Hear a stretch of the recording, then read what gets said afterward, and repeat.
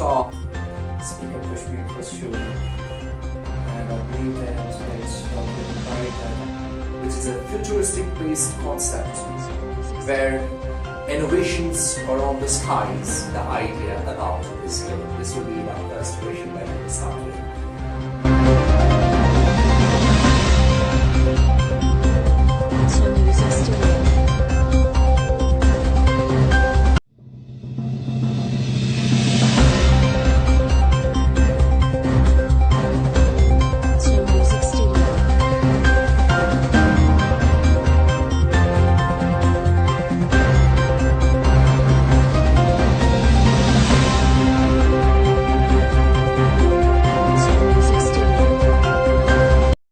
Assalamu alaikum wa rahmatullahi wa barakatuh. This is Sheikh Zada Mudassir for Speak Up Kashmir, which is Kashmir's own talk show, where you can speak with pride.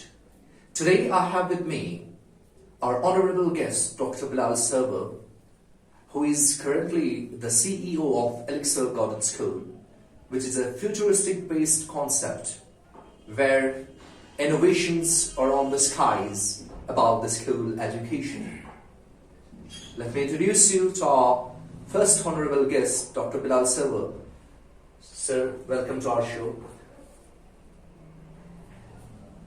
Assalamu alaikum. It's a great honor to be here in this Speak Up Kashmir first show. And I believe that it's altogether pride that I have been invited as a first guest in this talk show. So I'm glad to be here. Thank you. Sir, as you have started this futuristic-based concept of schooling, how did you get the idea about this school? This will be the first question that you will start with. Actually, the idea of school came to my mind. I was in college only at that time. I was just studying in degree college Bemina. And I got a chance to visit Green Valley Public School over there in Baspora, in Sawar area. When I saw the infrastructure over there, and I saw that the way they were just teaching their students at that time, it's I think around it. So I saw that it's a different school over here, and the same schools we should have over there in our rural areas as well.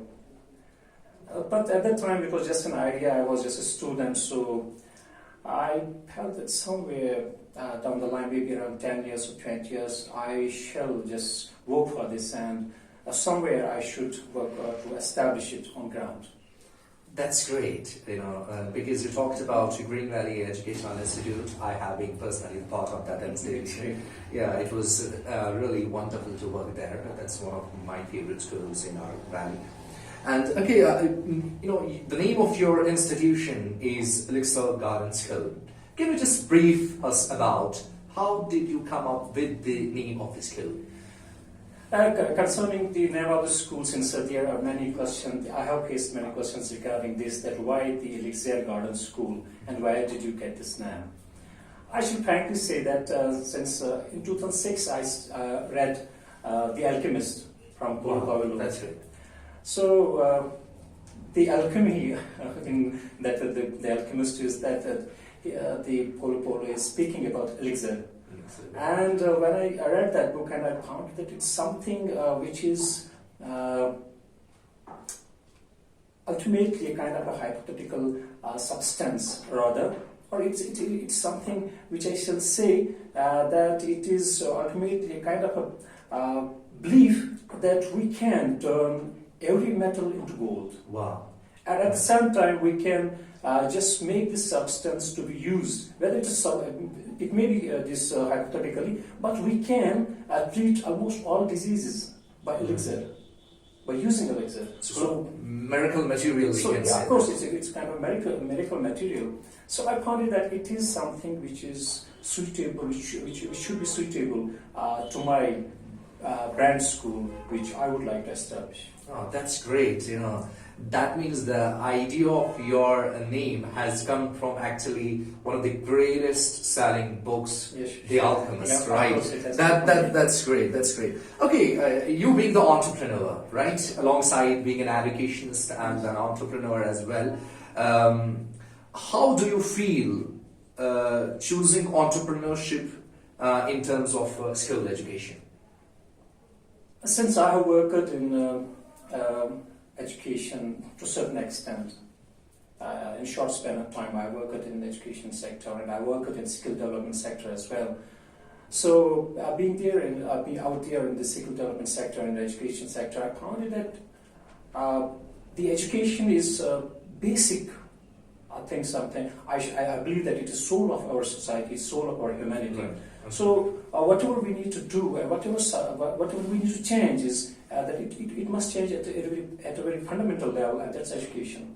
So I felt it that the educational entrepreneur is to be a better rather than a business entrepreneur. Oh, that's good. That's the main point. Yes. That you talk about that you want to get something innovative about it. Yes, of course, it is something which about I'm talking. It has to be innovative because we have seen schooling, it's traditional schooling going on all around, and it has been happening. We have been our forefathers, our grandfathers have gone through the same methodology. Our parents have gone through the same methodology of learning, and we have gone through the same methodology of learning. And I believe that this must change. This must change. That conventional mindset. Yes, that conventional mindset, the traditional system of Method teaching of and learning, teaching, that has to change. Right. And ultimately, we have to bring a change at very ground level. That will ultimately lead us to a very different transaction and transformation of our society. And ultimately, we'll be able to build up a society which will be at par with the global that standard, where we could exist and we could sustain and we could compete against the best. Wow, that is what I liked about it. That you want to bring the rural students at par with the global challenges that they have to face in the near future. Yeah, of course, that's needed because we cannot just stay backward. We cannot lag behind in this regard because we are living in an ultra-modern world where we see that artificial intelligence is very fast-moving lives and 5G technologies at our doorstep. So we are thinking about 6G technology, and we are seeing that there's a lot of change happening around us, and the world is changing very fast. And if we remain stagnant, if we remain at a status quo, then it's ultimately going to lead us nowhere. And we know that there's already theory about the survival for the fittest. Yeah, so when we right. see the survival for the fittest, it will be only possible for us if we struggle, if we are going to change ourselves, if we are going to acclimatize ourselves according to the changes of the world. So that's needed, and I believe that it's must for us to work right now. Okay, I would like to ask you one important thing here. That is, since you are talking about a standard school, why only school as an entrepreneur? Why not some other venture? Since I said that, I believe that education is the soul of the humanity. Right. And I believe that education is soul for each and everything that we have. And it's education which defines a human being. So it's education which gives us a standard, a discipline, and which gives us each and every thing, whether it's business, whether it is a doctor, whether it's an engineer, or anybody, a scholar, a scientist, whosoever we are producing, it's out of education.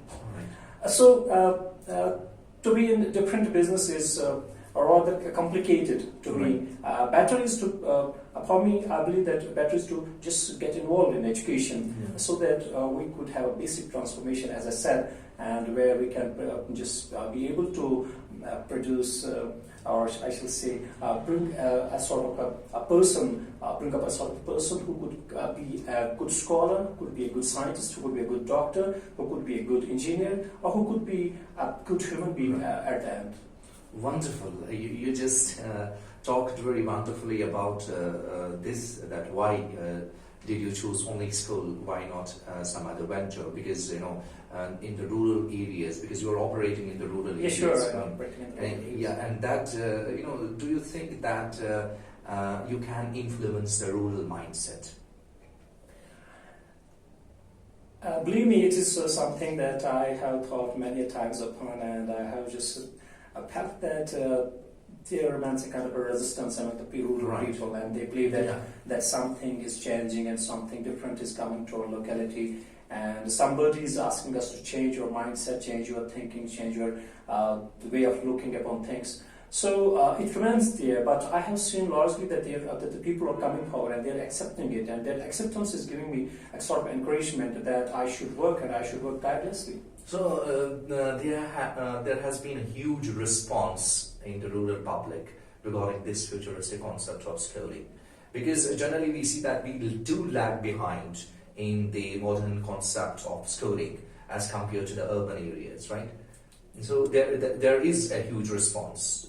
Yeah, of course, there's a huge response. There's very overwhelming response, and I have said, but what I will say is that we have got 200+ admissions this year. That's tremendous. That's in the first year of school. That's in the first year. And you did operate, you did started since I think the annulment of Article 370. Yeah, of course it is. And then global pandemic. The global pandemic. Of course. Yes, starting. Okay, so we would like to know a typical day of yours, right? Because it might have influenced your and affected your family life as well. Because that's why we would like to know how many hours do you work in a day. You know, tell us something about that. Yeah, I would say that concerning a typical day, I would say that I spend around 12-14 hours working together on this. Because it's required, and I believe that at sometimes I feel that I have not worked still because I have not worked as it's required, as this project requires at the moment. So I believe that to work for this, to work coherently upon this project is needed, and it is something that I should leave behind each and everything and just work upon this only, and just focus upon this only. When it comes to family, of course, family life gets affected. That's natural. That's natural. I'm just a human being, and I'm not an angel. So family life gets affected, and I believe, and I just told my family that for some time you have to just keep patience and you have to give me time so that I could stand and I could make things happen. And these things should happen just for my society and then for me, because I have come a long way from Delhi over here, and I quit my job over there, and then I came over here. So when I have come over here, I have come with the proper planning. I just thought that the things have to just come up in a way, the way I have planned. So for that reason, I believe that I should work, and I should work tirelessly for this, and it's me to do. Okay, we would like to know what is your philosophy of education, and what different your school will provide, and how it can cope up with the modern challenges in education. What different you're giving? Since it would be a kind of a policy question, as you have said, and it is difficult to answer this question at the moment because it's a policy matter otherwise. Right. But speaking it strategically, otherwise I would say, is that the nourishment to a child is required in a very different way. Right, absolutely. I have studied different models, like I have studied Finland model, I studied Denmark model of education, I studied Russian model of education, I studied Japanese model of education, and I studied Chinese model to a certain extent. At the moment, at the same time, I studied certain Indian models, which are right now being operated in different states and in different cities across India. And I have seen that the upbringing of the children and the schools is very different from us. And the competition level, which at global level is going very tougher and tougher. And for us, I think that we are lagging too much behind it. We don't know that how many exams are being conducted at global level where we can participate in global competitions and where we can just get entry into bigger schools. It's the global level. At the global level, right? Like there are bigger universities, there are international universities, there are the studied universities which are existing right now in the world. Why we need to enter? Why we should? It should not be an exception that a single person is going from Kashmir. It should be an average, I shall say. So that's my philosophy that I'm working upon. I believe that it cannot be average. It cannot be exception. It has to be average. Right. It has to be average. Right. And from that I mean that I'm working like that way. Absolutely. So I would like to keep the other aspect of this very personal to me because Yeah. it's a matter of policy. Yeah, that's great. Okay, I would like to know what was the first time, rather when was the first time when you just thought about opening a different concept-based school? When was the first time? It was. I would say that it was. It was in 2008. Oh, It was in 2008. so there was a huge gap. Yes. There's a lots of homework behind this Yes, concept. of course, there's a lot of Because almost there is a decade gap more of than a decade. yeah. Yeah, that I would say. I was supposed to appear in ICMR exam. It's in 2008. It's in 2008 July, I would say. And my exam center was in Matunga, Mumbai. Right. And there I went to a Christian missionary school. My center was over there in Christian missionary school in Matunga. So when I went over there and I saw different infrastructure in classrooms, as I had already idea in my mind once I had visited this Green Valley school, and now this touched to my mind, this touched to my heart at that time in Matunga, and I felt that why I am just dreaming it only, why I'm not planning about it. Why not just working upon it now? When should I start now? When should I start? So I felt that I should start now. I should start now. And from Matunga it started, and then when I came back to Pune, and I just wrote a line about my school, and I felt that better is to concentrate on this and work upon this and see with the different models of schooling and prepare my plan accordingly. And work and see that how it is possible for me to make those things work out which are existing at the moment, and which would come in my way through the modern methodology, through the modern tools, through the modern techniques, and I have to just adopt them, incorporate them, and then only I have to go on the ground and see how I can be able to implement them. Wow, that's great. That's wonderful. You put it perfectly right. Okay, there might have been lots of struggles during the course since the time you started thinking about opening a school, and there is a lots of time gap between thinking since you initiated thinking about it and till you just actually operated it. Okay, there might have been lots of impediments that might have come your way. How did you overcome those impediments? Surely, the impediments always remain there, the hurdles always remain there, and the challenges are always there, and it's for everybody, it's not for me only. When you start thinking about something, when you start planning about something, when you start dreaming about something, so the ultimate thing which comes to your mind is that you have to ultimately bring it on ground, and you have to realize this thing, and you have to give it a concrete shape. And this was the only thing that which made me to work for this, and kept me going for this long time. So there were things which came to my mind at the moment, because at that time, because I didn't have at the time the money available, the financial management was not that much good. So I was thinking that would it be possible for me to manage a few lakhs? Right. Would it be able for me to just manage few lakhs, and how can I be able to make such a big infrastructure, such a mega infrastructure which is needed, which is required? So these were challenges, of course, were there, and there were people who to whom with I discussed about it, and they told me that you are speaking, it's not going to work out. It won't work out on ground, and you won't be able to just make it to get it executed. So there were people who tried to pull you down at times. Yeah, of course they were, because some of my friends, and they were understanding a different way as I was putting it to them, and they were thinking that possibly it may not work. So when I was getting their feedback, so I felt that is it something that I'm dreaming which is not in my control otherwise? Mm-hmm. Am I really capable to just make it happen? So I calculated my own potential, I calculated my risks, I calculated my proper those dimensions which upon I was working. So I calculated, and ultimately I found it that I'm capable, I can do it.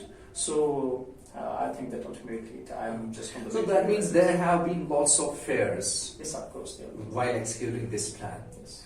And there has been a different approach adopted by you to manage those fears? What was that sort of motivation that helped you to manage these sort of fears?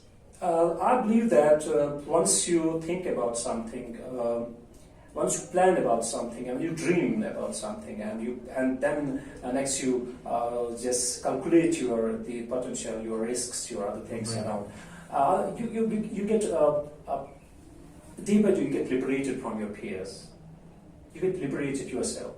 It's not that you will count on peers. You get liberated from the peers, and ultimately those peers, their doubts, just vanish away from your heart, from your mind ultimately. So I don't think that the peers will come to mind when you don't just give them space at all.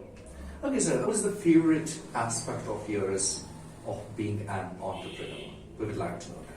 Favorite aspect of yes, of course. The favorite aspect of my being entrepreneur, and that an educational entrepreneur, is that when I see the children coming to a school, and I see that, and sometimes I take them in my lap, and I see that I remove their shoes, and I believe I take them to washroom myself, and I take them to washroom, and I believe that I'm not taking a child to washroom. I'm not just removing the shoes of a child, but it's a doctor in my hands, it's a doctor in my lap, it's an engineer in my lap. Wow. It's a good human being in my lap. It's a philosopher in my lap, and it's a leader in my lap. And that's what is satisfying to me, and the way I see and the way the people are believing now, it is giving me kind of satisfaction that I believe that it is something which I've ultimately chosen, and which I believe is giving me a lot of contentment. Okay, that's cool. And so you talked really good about the handling of the children, because lots of people, even at your level, lack this mindset because they just consider them just children. Not the philosophers, not the doctors of the future, not the engineers of the future. And this is what I sense is something very unique and something very novel about you. That's really appreciating and heartwarming. Before we take a leave, we would like to know that what motivates you? That's what I'm very eager to know about. I think it is my being a human being which motivates me. Wow. Because when I go by Quran, I see that the Quran declares human being as a superior creation, as most superior creation. And when it comes to different tafsir, and I see that some mufassirin have said that it is human being is a vicegerent of Allah. Yes, absolutely. And by that, going by that thing, I see that my being doing small things won't do anything for my society. I won't be able to contribute to human existence or humanity at all. So better is to think something out of the box. And better is to motivate myself to contribute to human existence in a way which is required to me, which is required.